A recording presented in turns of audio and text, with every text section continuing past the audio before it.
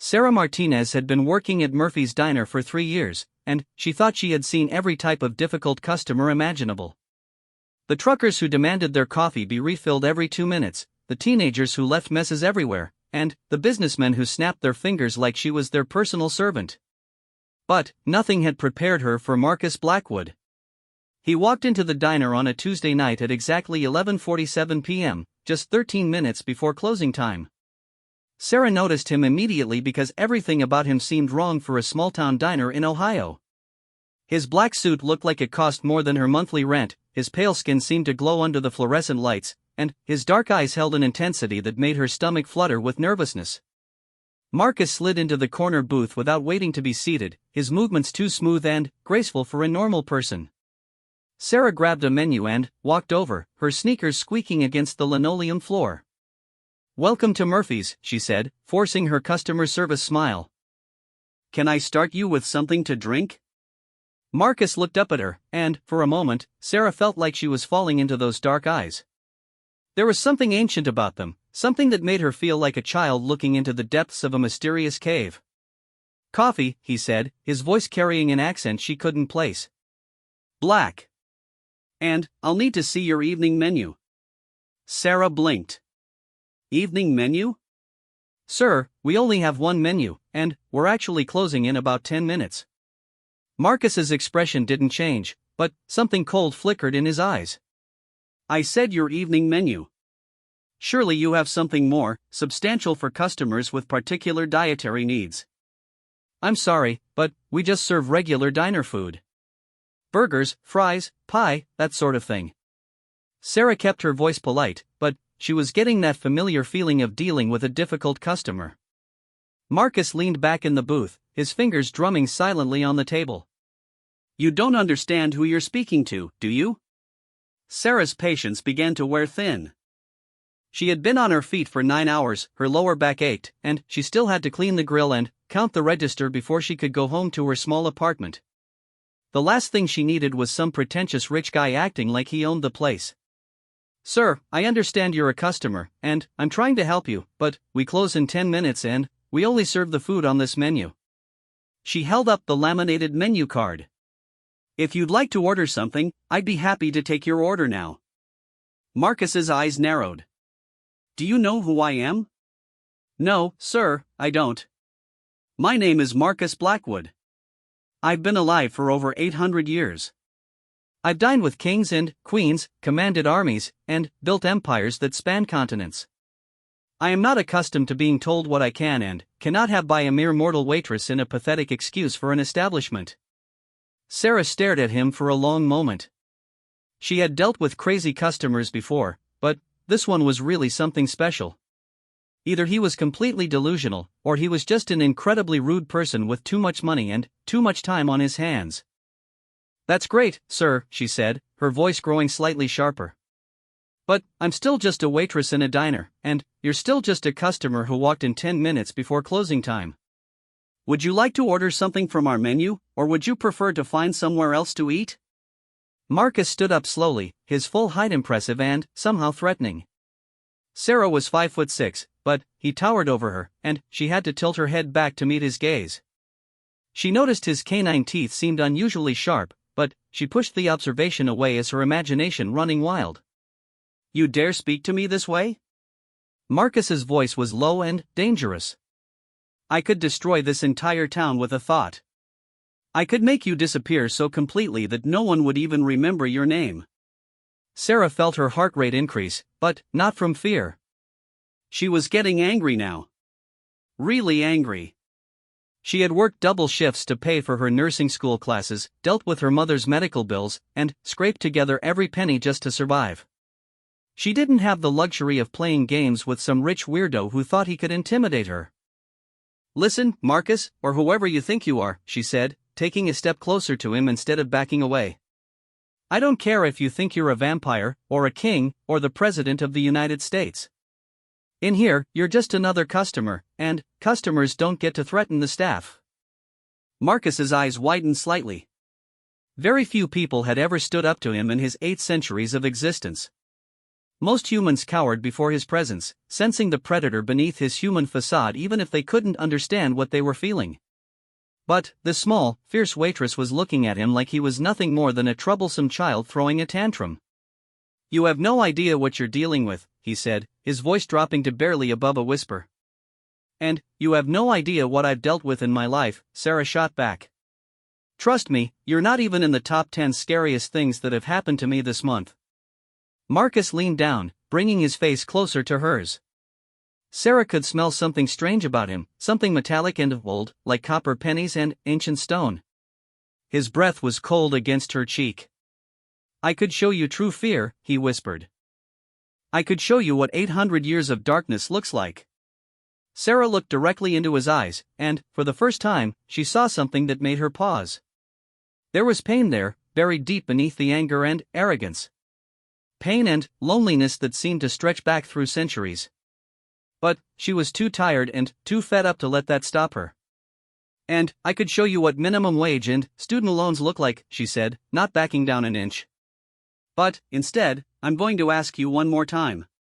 Do you want to order something, or do you want to leave?" Marcus stared at her in complete silence for nearly a minute.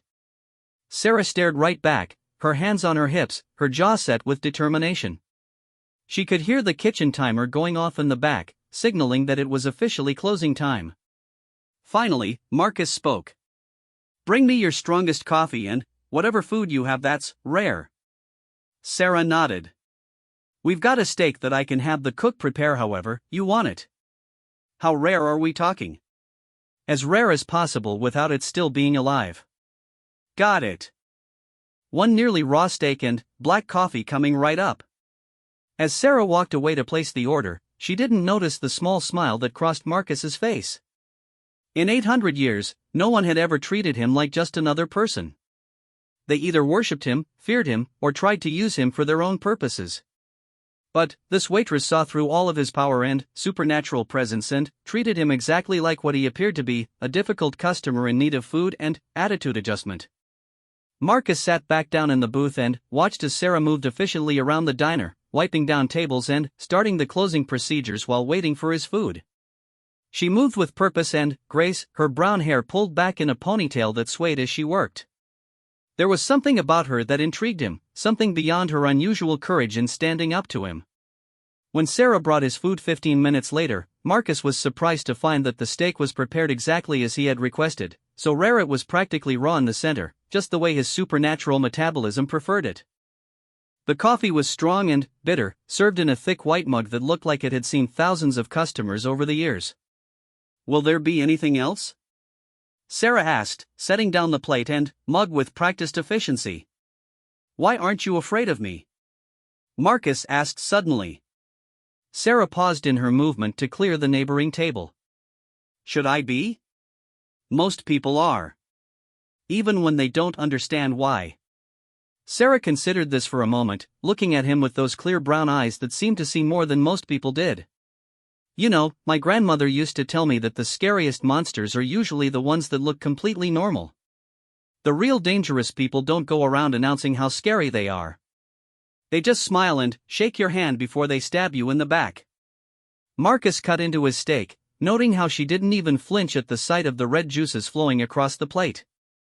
"And what category do you put me in? Honestly? I think you're probably dangerous, but not to me. At least not tonight."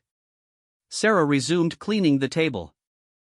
"I think you're someone who's used to getting his way through intimidation, but you're more bark than bite when someone doesn't play along with your game." Marcus chewed slowly, considering her words. She was more perceptive than he had given her credit for. He was dangerous, more dangerous than she could possibly imagine, but she was right that he posed no threat to her. Something about her directness and refusal to be impressed by his theatrics had disarmed him completely. "You're not wrong," he admitted. "But you're not entirely right either." Sarah finished cleaning the table and moved to the next one. "Want to elaborate on that?"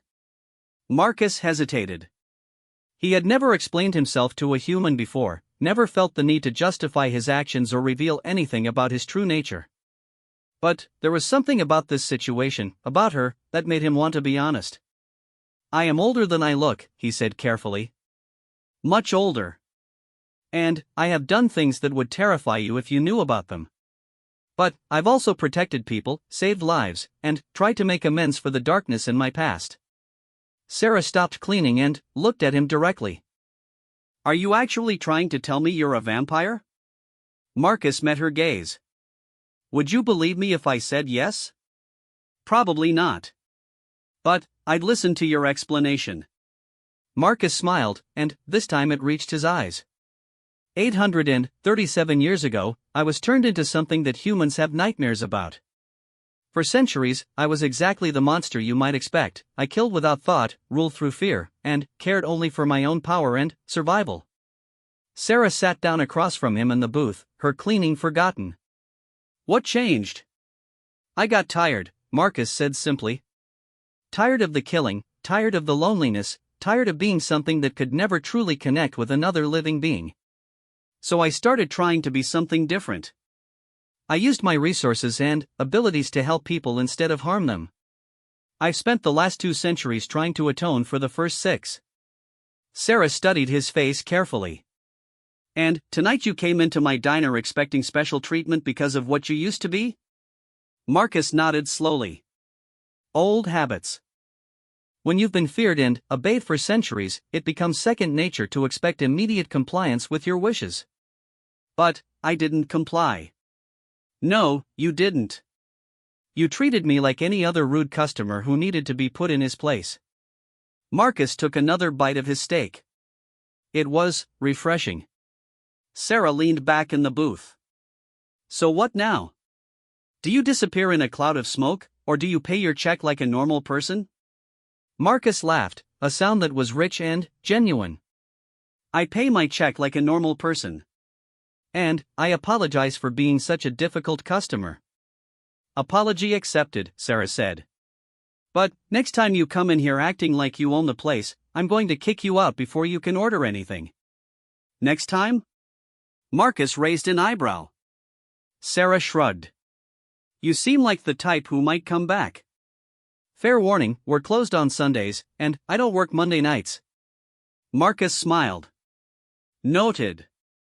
As he finished his meal, Sarah completed her closing duties around him. They fell into a comfortable silence, but it didn't feel awkward or tense like it had when he first arrived. Instead, there was something peaceful about it, something Marcus hadn't experienced in decades. When Marcus finally stood to leave, he pulled out a leather wallet and placed 3 $20 bills on the table. The meal couldn't have cost more than $15. That's too much, Sarah said, looking at the money. Consider it an apology tip, Marcus replied. For my behavior earlier. Sarah pocketed the bills. Thank you. That's very generous.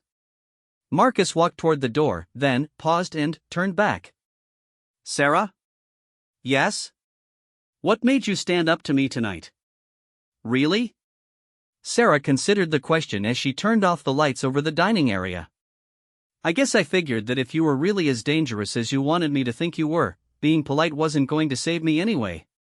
So I might as well be honest. Marcus nodded slowly. That's a very brave way to look at the world. Or a very stupid one, Sarah replied with a small smile. Sometimes they're the same thing. Marcus left the diner and walked to his car, a sleek black sedan that looked as expensive as his suit. As he drove away, he found himself thinking about the waitress with the fierce brown eyes who had refused to be intimidated by centuries of accumulated power and darkness. Sarah finished locking up the diner and walked to her own car, a 10-year-old Honda with a dent in the passenger door. As she drove home through the quiet streets of her small town, she found herself wondering if Marcus Blackwood would actually come back, and, more surprisingly, she found herself hoping that he would. Neither of them realized that their brief encounter had set in motion events that would change both of their lives forever. In a world where supernatural beings tried to stay hidden from human notice, and where humans tried to live their normal lives unaware of the darkness that surrounded them, Sarah Martinez and Marcus Blackwood had found something neither of them had been looking for. They had found each other. But their story was just beginning, and the challenges that lay ahead would test both Sarah's courage and Marcus's newfound desire for redemption in ways neither of them could have imagined. 3 weeks passed before Marcus returned to Murphy's diner. Sarah had almost convinced herself that their strange encounter had been a one-time event, that the mysterious man with the expensive suit and impossible stories had moved on to terrorize waitresses in other towns. She had almost succeeded in forgetting about his dark eyes and the way he had looked at her like she was the most interesting puzzle he had encountered in centuries.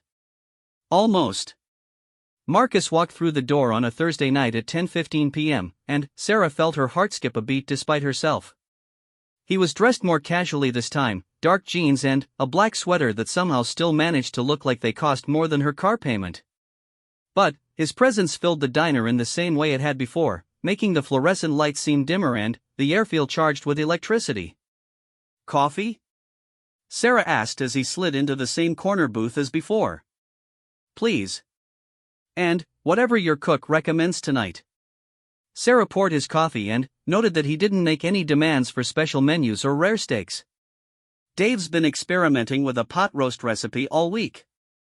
It's actually pretty good. I'll trust your judgment." As Sarah walked away to place the order, she noticed how different Marcus seemed tonight. The arrogance and commanding presence were still there, but muted somehow, like he was consciously trying to dial down whatever made him seem so overwhelming. She also noticed that every other customer in the diner kept glancing at his table, as if they sensed something unusual about him but couldn't quite put their finger on what it was. When she returned with his food, Marcus was reading a newspaper with a frown on his face. "Bad news?" Sarah asked, setting down the plate. Marcus folded the paper and pushed it aside. "A series of animal attacks in the next county. 3 people dead, several more injured. The authorities think it's a rabid wolf pack, but the wounds don't match any known animal." Sarah felt a chill run down her spine. "That's horrible. Do you think it's really wolves?" Marcus met her eyes, and she saw something dark and worried in his expression. "No. I don't think it's wolves. What do you think it is?" Marcus hesitated, then seemed to make a decision. "Can you take a break? I'd like to talk to you about something important." Sarah looked around the diner. It was a slow night, with only 2 other customers who seemed settled in with their coffee and pie. "Give me 5 minutes." Sarah checked on her other customers and asked Dave, the night cook, to keep an eye on the dining room. Then, she slid into the booth across from Marcus, noting how his presence seemed to make the space feel smaller and more intimate. "Those attacks," Marcus said without preamble, "they're not random animal attacks. They're vampire kills." Sarah stared at him. "You're serious about this vampire thing, aren't you?" "Deadly serious. And the pattern of kills suggests it's not just one vampire, but several. They're hunting in a coordinated group, which means they're organized and experienced." "And you know this how?" Marcus took a sip of his coffee. "Because I've seen this before. Many times. And because the bite patterns described in these articles match vampire feeding habits perfectly." Sarah felt her rational mind trying to reject what he was telling her, but something in his tone and expression made it impossible to dismiss as fantasy. "Assuming you're right, and I'm not saying I believe you, but assuming you're right, what does this have to do with me?" "The attacks are moving in this direction. Based on the timeline and locations, I estimate they'll reach this area within the next week." Sarah felt her mouth go dry. "And you're telling me this because when they get here, they're going to be looking for easy targets. People who are alone, isolated, or work late shifts in quiet places." Marcus's eyes swept around the nearly empty diner. "Places exactly like this." Sarah leaned back in the booth, trying to process what he was telling her. "You're trying to scare me. I'm trying to warn you. There's a difference. Okay, let's say I believe you. Let's say there really are vampires heading this way to attack people. What exactly am I supposed to do about it? I'm just a waitress, Marcus. I don't know anything about fighting monsters." Marcus leaned forward, his expression intense. "You could come with me." "Come with you where?" "Away from here. Until this passes. I have resources, safe houses, places where you'd be protected." Sarah stared at him in disbelief. You want me to run away with you? I barely know you. For all I know, you're the dangerous one. Marcus's jaw tightened. I am dangerous. But, not to you. How can you be so sure? Marcus was quiet for a long moment, looking down at his hands. When he spoke, his voice was softer than she had ever heard it. Because in 800 years, you're the first person who's ever looked at me and seen just a person instead of a monster or a god. I would die before I let anything happen to you. Sarah felt her heart race, but not from fear. There was something in his voice, something raw and vulnerable that made her believe he was telling her the truth. At least about his feelings, if not about the vampires. Marcus, even if everything you're saying is true, I can't just leave. I have responsibilities here. My job, my classes, my mother's medical bills. I can't just disappear because you think some monsters might show up. Marcus nodded, as if he had expected this response. Then, let me stay and protect you. What does that mean exactly? I'll stay in town until the threat passes. I'll make sure you're safe when you're working, when you're going to school, when you're at home. Sarah raised an eyebrow. You want to be my supernatural bodyguard? If that's what it takes. Sarah studied his face, looking for any sign that this was an elaborate joke or some kind of manipulation. But his expression was completely serious, and there was something in his eyes that made her think he really was as worried as he claimed to be. Why? She asked quietly.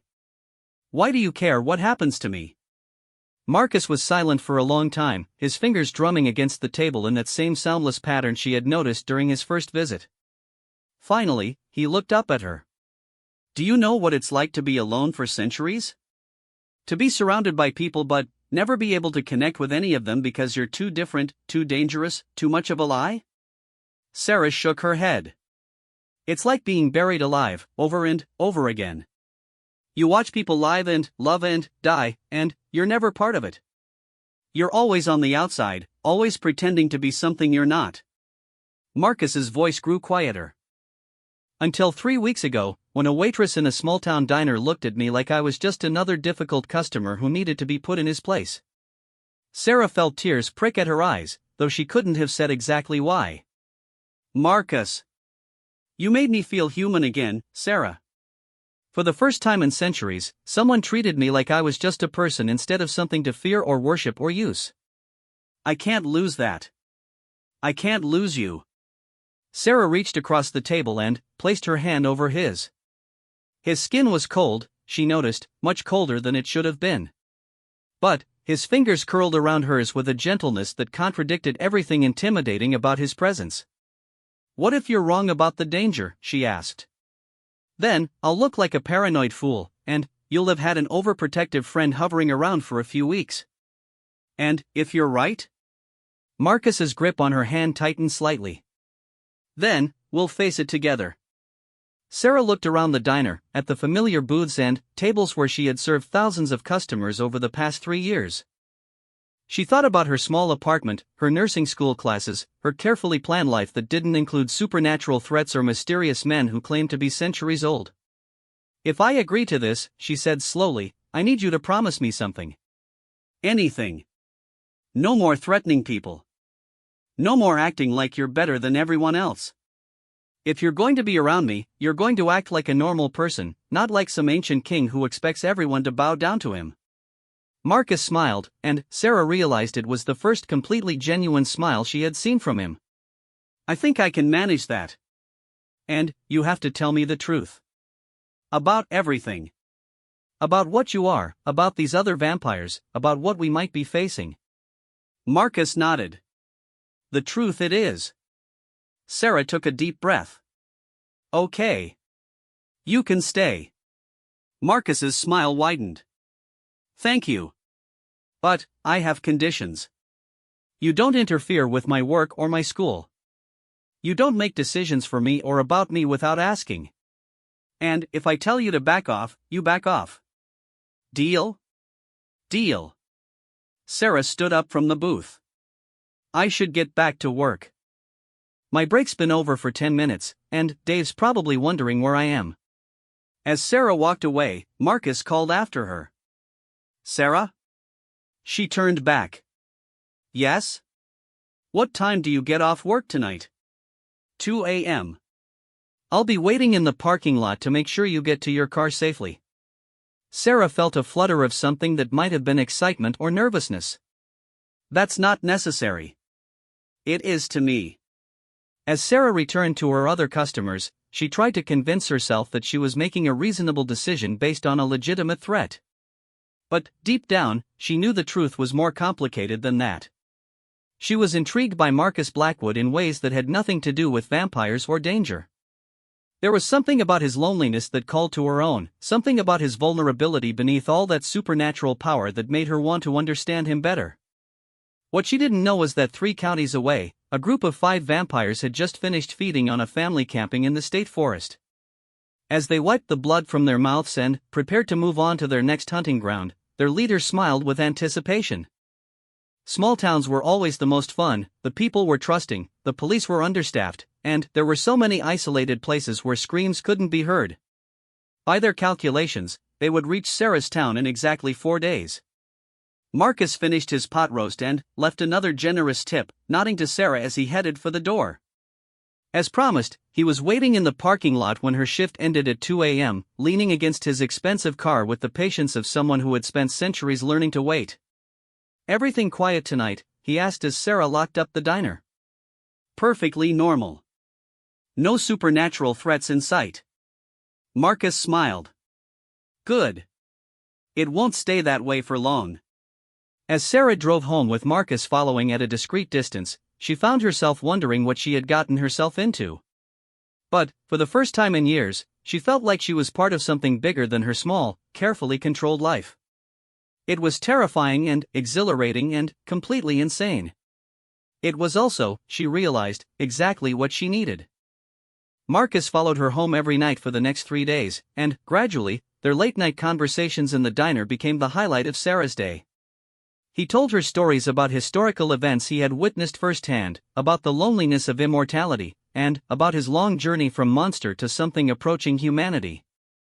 In return, Sarah shared her dreams of becoming a nurse, her struggles with her mother's medical bills, and her fears about never being able to escape the small town that felt more like a trap with each passing year. On the 4th night, Sarah was wiping down tables when she heard Marcus curse under his breath. She looked over to see him staring out the window with an expression of cold fury. "What is it?" she asked. Marcus stood up slowly, every movement controlled and predatory. "They're here." Sarah followed his gaze and saw 5 figures standing in the parking lot under the streetlights. From a distance, they looked like ordinary people, but there was something about the way they moved, the way they seemed to glide rather than walk, that made Sarah's skin crawl. "Get behind the counter," Marcus said, his voice completely different now, cold, commanding, and deadly. "Call the police, then, get Dave and lock yourselves in the kitchen." "What about you?" Marcus looked at her, and, for the first time, Sarah saw the predator that lurked beneath his human facade. His eyes seemed to glow in the fluorescent light, and, when he smiled, she could see that his canine teeth were definitely longer and sharper than they should have been. "I'm going to remind them why I was once called the Vampire King." As the 5 figures began walking toward the diner's entrance, Sarah realized that her quiet life was about to change forever. The conversation that was about to happen would determine not just her fate, but the fate of everyone in her small town. And, despite her fear, she found herself moving to stand beside Marcus instead of hiding behind the counter. "I thought I told you to get to safety," Marcus said without looking at her. Sarah picked up the coffee pot and held it like a weapon. "Yell at me again, and this is over." Marcus turned to stare at her in amazement, then threw back his head and laughed, a sound of pure joy and disbelief. "You magnificent, impossible woman." The door chimed as the 5 vampires entered the diner, and Sarah got her first clear look at the creatures that had been hunting their way across 3 counties. They looked human, but there was something fundamentally wrong about them. Their skin was too pale, their movements too fluid, and their eyes held a hunger that made Sarah's blood run cold. The leader, a tall woman with platinum blonde hair, smiled at Marcus with the familiarity of an old enemy. "Hello, Marcus. It's been a long time." Marcus stepped forward, placing himself between Sarah and the newcomers. "Not long enough, Victoria." Victoria's gaze moved to Sarah, and her smile widened to show fangs that were definitely not human. And who is this delicious little mortal? She smells absolutely divine. Marcus's voice dropped to a growl that seemed to vibrate through the entire diner. Touch her, and I'll show you why they used to call me the Blood King. Victoria laughed, a sound like breaking glass. Oh, Marcus. Still so protective of your pets. Don't worry, we'll make sure she dies quickly. Sarah stepped forward, raising the coffee pot higher. Over my dead body. The room fell completely silent. 5 vampires and 1 vampire king all turned to stare at the small-town waitress who had just threatened a group of supernatural predators with a pot of coffee. Victoria's expression shifted from amusement to disbelief. Did this little mortal just threaten us? Marcus smiled, and it was an expression of pure pride and admiration. She certainly did. The confrontation that followed would become legend among supernatural beings. The night a waitress stood up to a coven of vampires and changed the balance of power in the immortal world forever. But that was just the beginning of what Sarah Martinez would accomplish before the sun rose again. The silence in Murphy's diner stretched for what felt like an eternity. Sarah could hear her own heartbeat thundering in her ears as 5 pairs of inhuman eyes focused on her. The coffee pot in her hand suddenly felt ridiculously inadequate against creatures that could probably tear her apart without breaking a sweat. But she didn't lower it, and she didn't step back. Victoria, the platinum blonde vampire who seemed to be their leader, tilted her head like a curious cat studying a mouse. Marcus, darling, your little pet seems to have forgotten her place in the food chain. Her place, Marcus said, his voice carrying centuries of authority, is wherever she chooses to stand. And, right now, she's choosing to stand with me. One of the other vampires, a dark-haired man with pale scars across his neck, laughed mockingly. The great Marcus Blackwood, reduced to hiding behind a mortal waitress. How the mighty have fallen. Sarah felt anger flare in her chest. Nobody's hiding behind anybody, Scarface. And if you've got something to say about Marcus, you can say it to both of us. The scarred vampire's eyes flashed with rage. You dare enough, Dimitri, Victoria interrupted, though her gaze never left Sarah's face. I'm fascinated by this little mortal who thinks she can stand against us. Tell me, sweet thing, do you even understand what we are? Sarah's grip tightened on the coffee pot. I understand enough. You're bullies who hurt innocent people because you think being dead gives you the right to terrorize the living. Victoria's laugh was like the sound of ice cracking. Dead? Oh, my dear child, we're more alive than you could ever dream of being. We are perfection. We are power incarnate. We are gods among insects. No, Sarah said firmly, surprising herself with the steadiness of her own voice. You're parasites. You take, but you don't give anything back to the world. You don't create anything beautiful or meaningful. You just feed off other people's life and happiness until there's nothing left. Marcus stared at Sarah in amazement. In 8 centuries, he had never heard anyone articulate so perfectly what he had spent decades trying to understand about his own nature and the choice he had made to change. Victoria's expression shifted from amusement to genuine anger. How dare you judge us, you pathetic little mortal? Do you know how many of your kind I've killed? Do you know how easily I could reach across this space and tear your throat out before you could even scream? Sarah took a step forward instead of back. Then, why don't you? The question hung in the air like a challenge. Victoria's eyes narrowed, and Sarah could see the vampire calculating, trying to understand why this human wasn't running or begging for mercy like all the others. Because, Marcus said quietly, she's not afraid of you. And that terrifies you, doesn't it, Victoria? For the first time in centuries, you've met someone who looks at you and sees exactly what you are, a pathetic creature so empty inside that the only way you can feel alive is by destroying others. Victoria hissed, literally hissed, and her fangs extended fully. I will tear her apart piece by piece, Marcus, and I'll make you watch. You'll try, Marcus replied, and, suddenly, the air in the diner seemed to thicken with power. Sarah felt something change in Marcus, as if a mask he had been wearing for weeks had finally fallen away. This was what he really was, not the polite, controlled man who had been coming to her diner, but something ancient and terrifying and absolutely deadly. But, instead of being frightened, Sarah felt safer than she had since this nightmare began. Because whatever Marcus was, whatever darkness lived inside him, she knew with absolute certainty that he would die before he let anything happen to her. "Actually," said a new voice from the kitchen doorway, "I think you'll find that the lady asked you a question, and it would be polite to answer." Everyone turned to see Dave, the 60-year-old night cook, standing in the doorway holding a large cast-iron skillet in one hand and his cell phone in the other. His weathered face was calm, but his eyes were hard as granite. "Dave, get out of here," Sarah said urgently.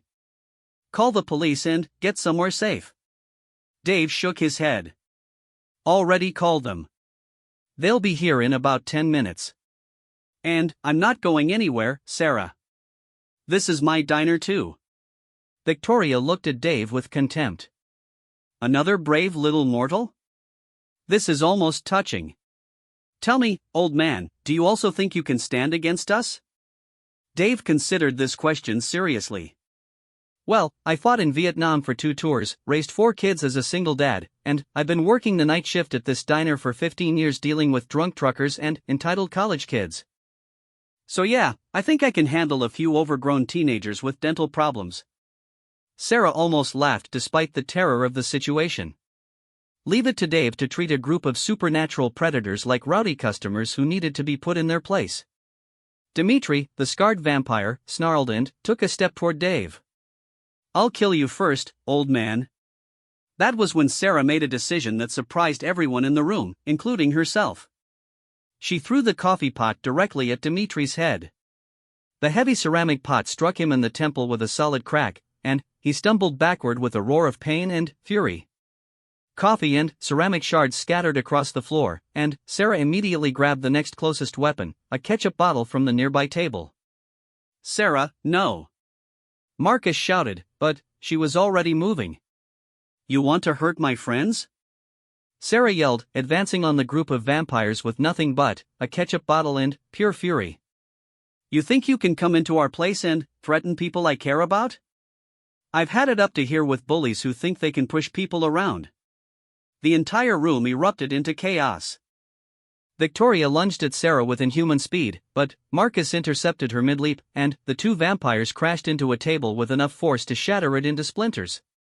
Dave started swinging his cast-iron skillet at any vampire who came within range, and the sound of metal hitting supernatural flesh rang through the diner like a bell.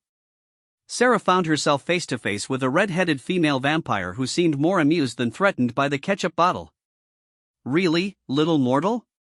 Condiments?" Sarah squeezed the bottle hard, sending a stream of ketchup directly into the vampire's eyes. "It's not about the weapon, lady. It's about the fight." While the vampire clawed at her eyes, Sarah grabbed a chair and swung it with all her strength. The wooden chair exploded against the vampire's shoulder, and she stumbled backward with a shriek of surprise. Across the diner, Marcus and Victoria were locked in combat that was both beautiful and terrifying to watch. They moved with impossible speed and grace, but the violence of their fight was devastating. Tables and chairs disintegrated under the force of their blows, and the floor cracked where they landed. "You've grown soft, Marcus." Victoria snarled as she raked her claws across his chest, leaving deep gashes in his expensive sweater. "Centuries ago, you would have killed every human in this building without a second thought." Marcus caught her wrist and twisted until Sarah heard bones crack. "Centuries ago, I didn't understand the difference between power and strength."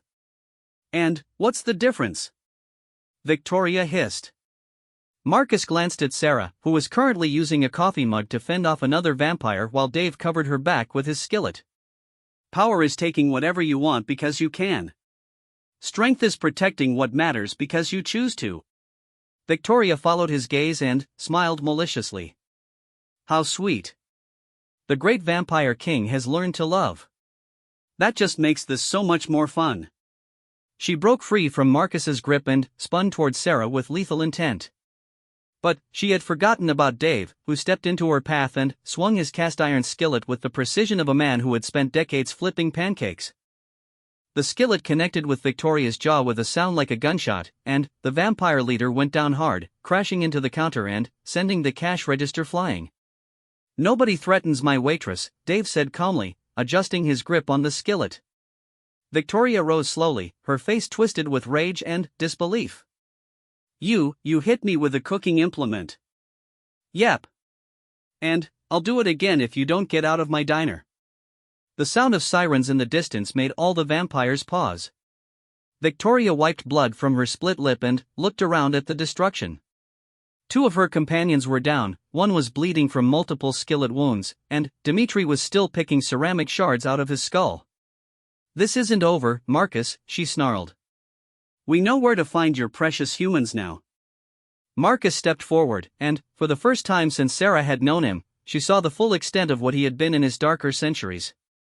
His eyes glowed with an inner fire, his fangs were fully extended, and the air around him seemed to shimmer with barely contained power. If you come near them again, he said in a voice that seemed to echo from the depths of hell itself, I will hunt you across continents. I will find every place you've ever felt safe, every person you've ever cared about, and I will destroy them all. Then, I will spend the rest of eternity making you wish you had never been turned. Victoria stared at him for a long moment, and Sarah saw fear flicker in the vampire's eyes for the first time. Whatever Marcus had been before his centuries of trying to atone, it had been something that even other vampires feared. Come on, Victoria said to her surviving companions. We're leaving. But this isn't finished, Marcus. Not by a long shot. The vampires retreated toward the door, but Victoria paused at the threshold and looked back at Sarah. Enjoy your little mortal life while you can, sweetie. It won't last long. Maybe not, Sarah replied, still holding her improvised weapons. But at least I'll have actually lived it instead of just feeding off other people's lives like a spiritual leech. Victoria's face contorted with rage, but the approaching sirens were getting louder, and she clearly didn't want to deal with police attention. With a final snarl of frustration, she disappeared into the night with her remaining followers. The diner fell silent except for the sound of Sarah's labored breathing and the crunch of broken glass under their feet. Dave calmly set his skillet on what remained of the counter and looked around at the destruction. Well, he said conversationally, this is going to be a hell of an insurance claim. Sarah started laughing, and, once she started, she couldn't stop. The absurdity of the situation, the adrenaline crash, and the sheer relief of still being alive combined into hysterical giggles that echoed through the ruined diner. Marcus moved to her side, his supernatural features already fading back to human normal. Sarah, are you hurt? She shook her head, still laughing. I just fought a group of vampires with a coffee pot and a ketchup bottle. I think I might be losing my mind. If you are, then we all are, Dave said, examining a dent in his skillet. Because that was either the bravest thing I've ever seen, or the stupidest. Both, Marcus said, wrapping his arms around Sarah. Definitely both. The police arrived 5 minutes later to find 3 people sitting in the ruins of a diner, calmly drinking coffee from cracked mugs and discussing how to explain the damage. The official story became a break-in by a gang of vandals who had fled when they heard the sirens approaching. The insurance company grumbled but ultimately paid for the repairs. What the police reports didn't mention was the conversation that took place after the officers left and the 3 of them were alone in the wreckage of Murphy's diner. So what happens now? Sarah asked, looking around at the destruction. Do they come back? Do we run? Do we pretend this never happened? Marcus took her hands in his, and she noticed that his wounds were already healing at an impossible rate. That's your choice. All of this is your choice. I meant what I said to Victoria, I'll protect you and everyone you care about for as long as you'll let me. But I won't make decisions for you or about your life. Sarah looked at Dave, who was methodically sweeping up broken glass as if supernatural battles were just another part of the night shift routine. Dave, what do you think? The older man paused in his sweeping and considered the question seriously. I think that in my 60 years on this planet, I've never seen anyone stand up to bullies the way you did tonight. Vampire or not, those were bad people who hurt innocent folks for fun. The way I see it, the world's a better place with them scared of coming back here. Sarah nodded and turned back to Marcus. And, you? What do you want? Marcus was quiet for a long moment, looking down at their joined hands. For 8 centuries, I've been trying to figure out how to live with what I am. Tonight, watching you face down 5 vampires with nothing but courage and a coffee pot, I think I finally understand. What's that? Marcus looked up at her, and Sarah saw something in his eyes that she had never seen before: hope.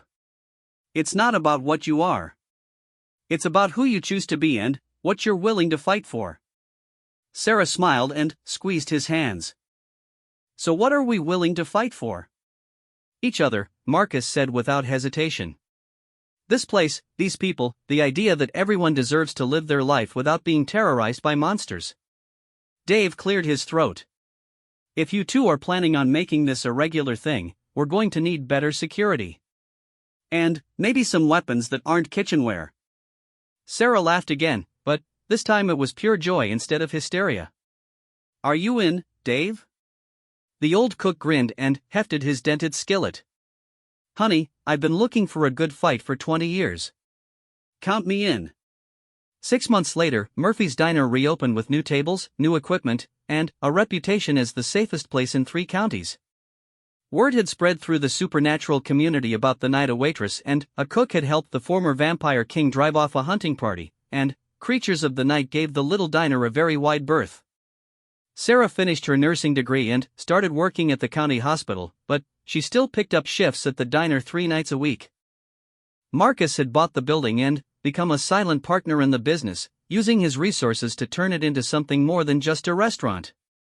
On quiet nights, when the last customer had gone home and they were cleaning up for closing, Sarah and Marcus would sit in their usual booth and talk about everything and nothing. Sometimes Dave would join them, sharing stories from his army days or dispensing advice about dealing with difficult supernatural customers. Any regrets? Marcus asked one night as they watched the sunrise through the diner's windows. Sarah considered the question as she refilled his coffee cup. Her life had become infinitely more complicated and dangerous than she had ever planned. She was dating a centuries-old vampire, her workplace doubled as an informal sanctuary for supernatural beings seeking refuge, and she had a growing reputation in the paranormal community as someone not to be messed with. But she was also happier than she had ever been in her life. She had found love, purpose, and a family of choice that included both humans and beings she was still learning to understand. She had discovered strength she never knew she possessed and made a difference in ways she never could have imagined. Just one, she said finally. Marcus raised an eyebrow. What's that? Sarah grinned and leaned across the table to kiss him. I regret that it took me so long to realize that the best adventures start with standing up to bullies. Marcus smiled back, and in his ancient eyes, Sarah saw centuries of loneliness finally coming to an end. I love you, Sarah Martinez.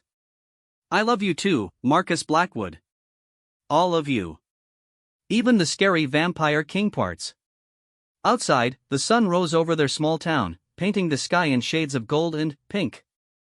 Inside Murphy's Diner, a waitress, a cook, and a vampire who had learned to be human again sat together and planned their next day in a life none of them could have imagined just 1 year before. It wasn't the life Sarah had planned, but it was the life she had chosen. And that, she decided, made all the difference in the world. The story of the waitress who stood up to the vampire king became legend among supernatural beings, told and retold in dark places where creatures of the night gathered.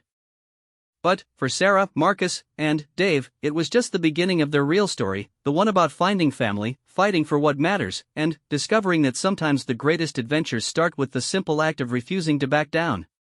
And, in Murphy's Diner, where coffee was always hot and bullies were always unwelcome, that story continued every single day.